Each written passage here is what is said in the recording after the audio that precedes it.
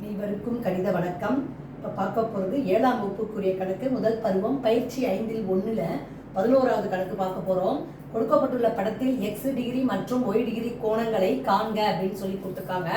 இந்த கணக்கை பொறுத்த வரைக்கும் இப்போ எப்படி இருக்குன்னு பார்த்தீங்கன்னா, குத்தெதிர் கோணங்கள் எதாவது அப்படின்னு பார்த்தீங்கன்னா 3xம் yயும் குத்தெதிர் கோணங்கள் சமமானவை அப்படிங்கிறத பார்த்துருக்கோம்.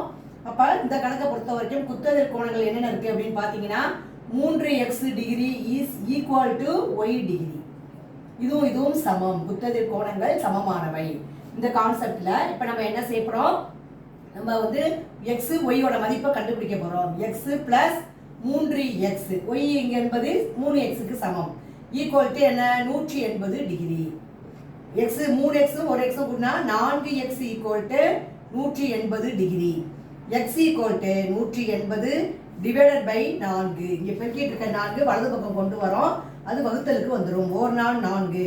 இங்கே பார்த்தீங்கன்னா 4 16 மீதி 2 20 5 20, அதாவது 45 டிகிரி கிடைச்சிருக்கு. இப்போ எக்ஸினுடைய மதிப்பு ஈக்குவல் டு 45 டிகிரி. ஒய்யோட மதிப்பு கேட்டிருக்காங்க, ஒய் டிகிரியோட மதிப்பு. ஒய் டிகிரி என்பது எதற்கு சமம் அப்படின்னு பார்த்தோம்னா 3xக்கு சமம். அப்போ 3 இன்ட்டு 45 பெருக்கினோம்னா 15 மீதி 1 4 12 1 13 135 டிகிரி கிடைக்குது.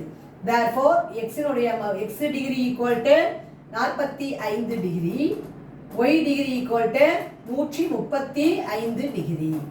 இந்த ரெண்டையும் கூட்டினீங்கன்னா 180 டிகிரி கிடைச்சிரும். 45, 135. புரிஞ்சுங்களா?